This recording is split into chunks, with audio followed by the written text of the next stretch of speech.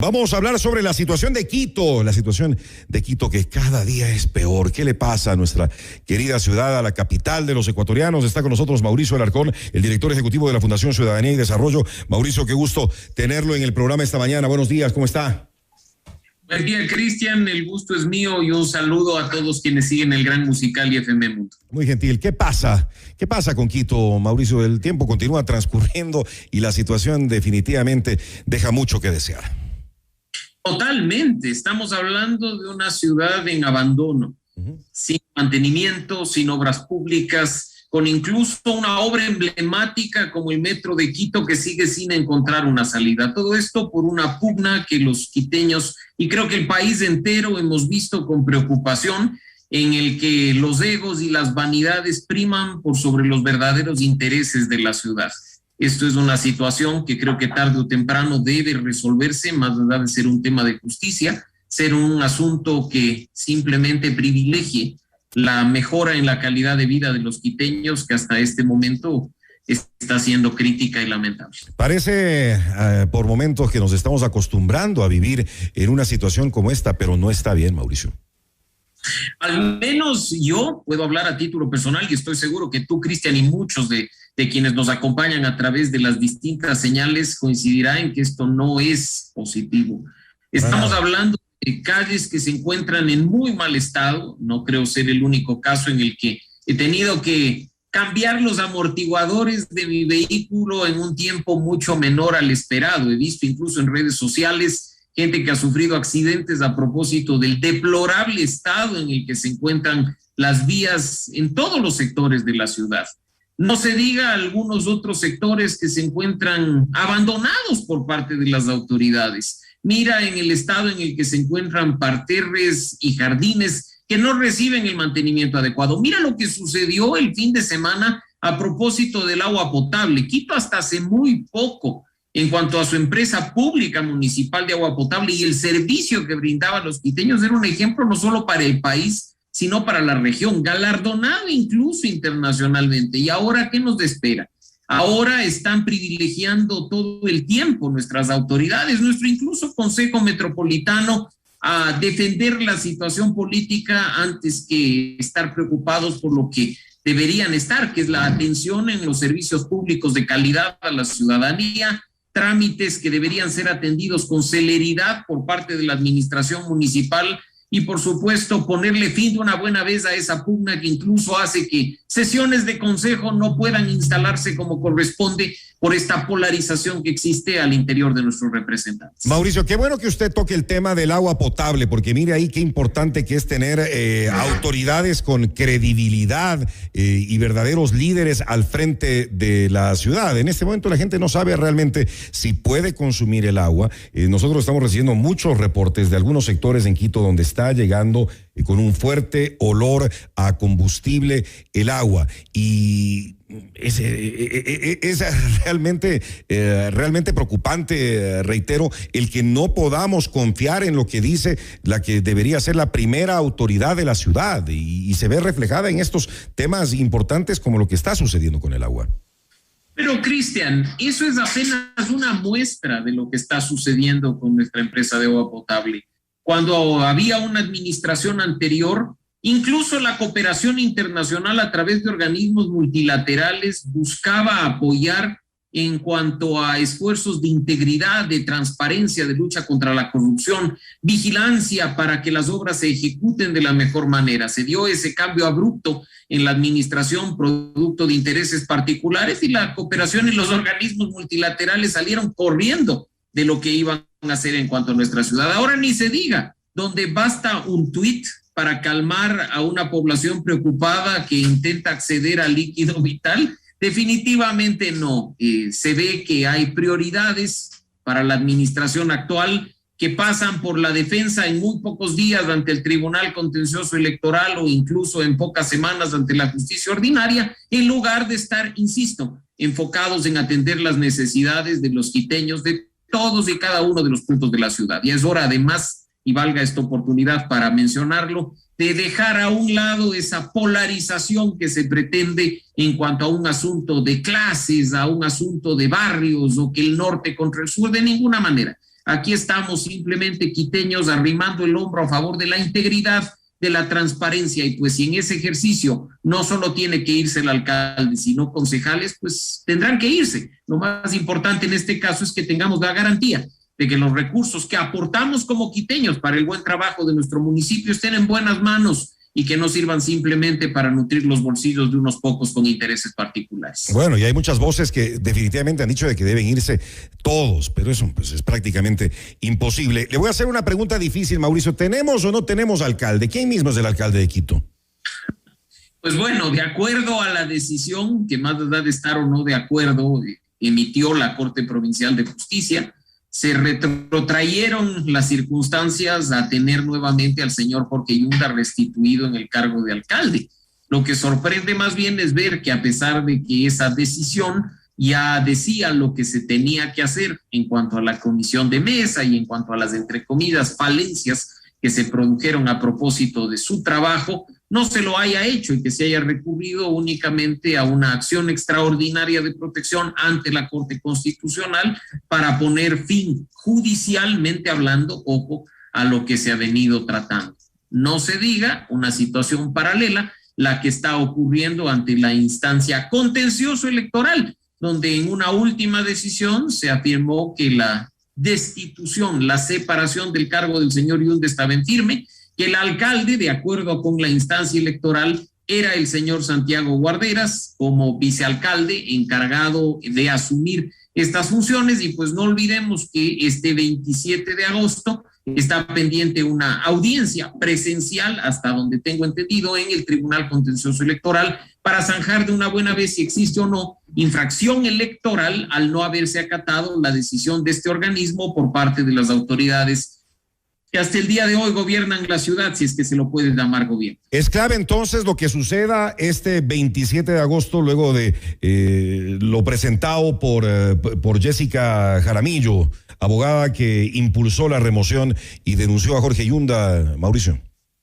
Por supuesto que sí, y es clave lo que ocurra de aquí en adelante, donde hay que hacer énfasis. Estamos frente a una simple lucha de egos y de vanidades, de personas que no han comprendido lo que significa administrar la ciudad y que lo único que han hecho es aprovecharse de la situación para pescar al río revuelto y sostenerse en el cargo. Ojalá de una buena vez este fin de semana y no en semanas posteriores, a propósito del rol que tiene que jugar la Corte Constitucional, se solucione de una buena vez lo que está sucediendo en nuestro Consejo Municipal, de tal forma que tanto alcalde como concejales puedan enfocarse en atender nuestras necesidades y no simplemente a cuidar el puesto. Como usted menciona, Mauricio, el segundo pronunciamiento será el de la Corte Constitucional, pero estamos seguros de que eso tomará tiempo y puede ser bastante tiempo.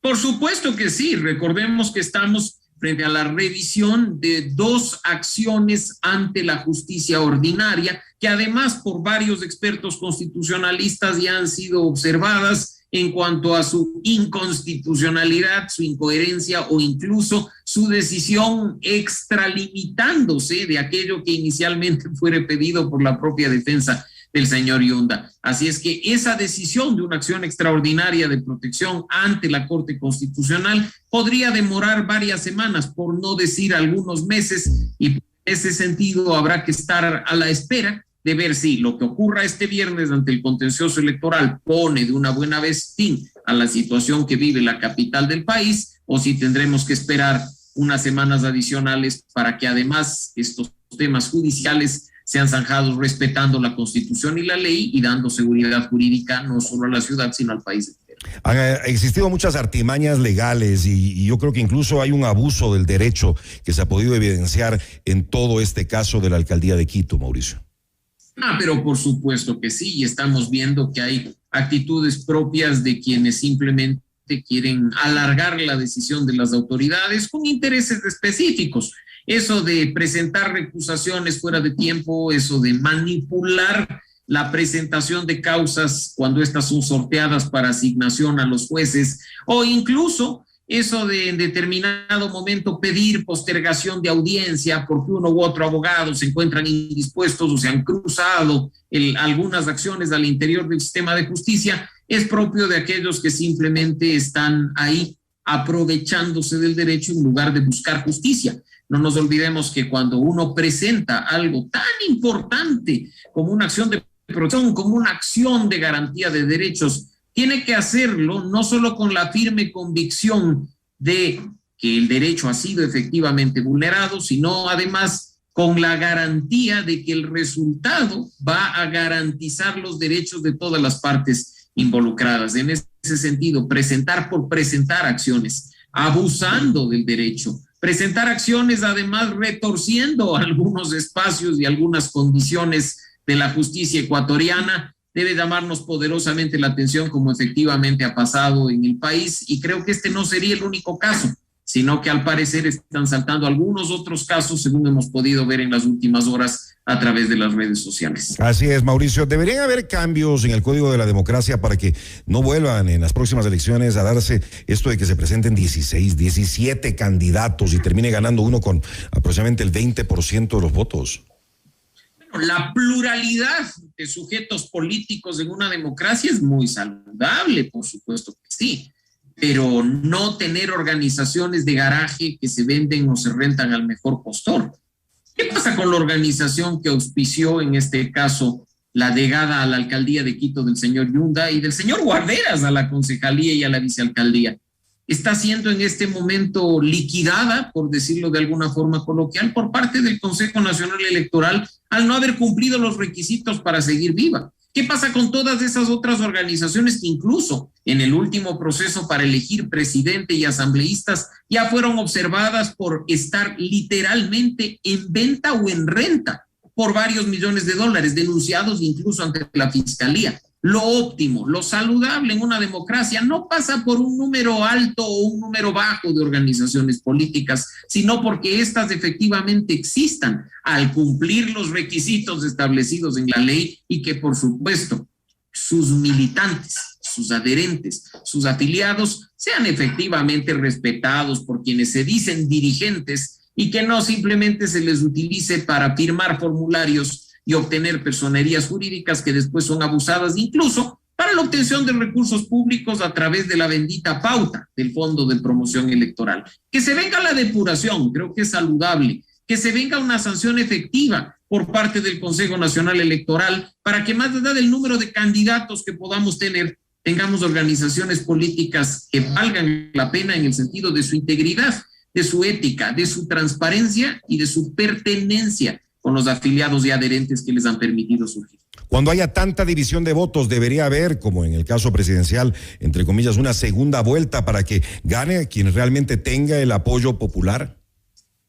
Esa es la reforma a la que tenemos que apuntar, Cristian, efectivamente. Más allá de la pluralidad, como decía, no es necesario más o menos partidos políticos, garantizar la legitimidad de las autoridades. ¿Cómo? Con una regla de oro, la de la mayoría absoluta. Para acceder a un cargo, en este caso ejecutivo, se debería requerir la mayoría absoluta. Eliminarse incluso a nivel de la presidencia de la República esa norma absurda de que si sacas más del 40% y hay 10 puntos de diferencia con el siguiente, no hay segunda vuelta. Aquí debería primar la regla según la cual para acceder a un cargo ejecutivo, entiéndase, presidente, alcalde, prefecto, se tenga que ganar con la mitad más uno de los votos.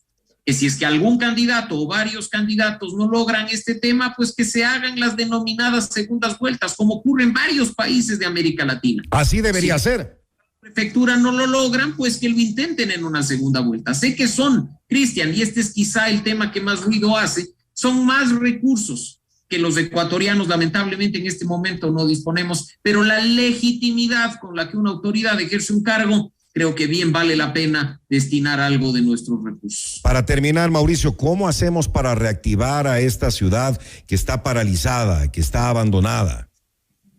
Bueno, creo que se están dando los primeros pasos. Afortunadamente, la cifra maravillosa recibida la mañana de hoy es que 2 de cada 3 quiteños ha recibido ya su dosis completa de vacunación, es decir, tanto la primera como la segunda dosis de vacunas.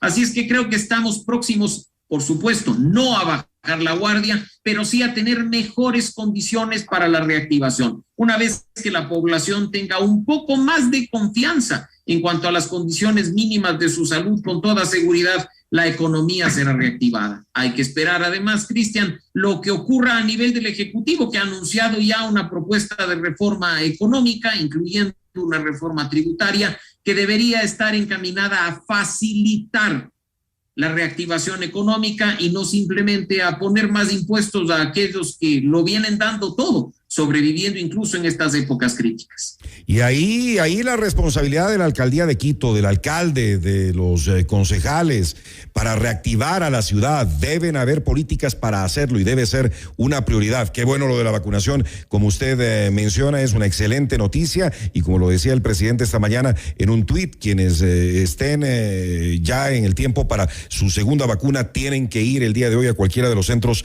a ponérsela, y tenemos que levantar a la ciudad, que se vengan, como siempre digo yo, mejores días para Quito y para el país, mi estimado Mauricio.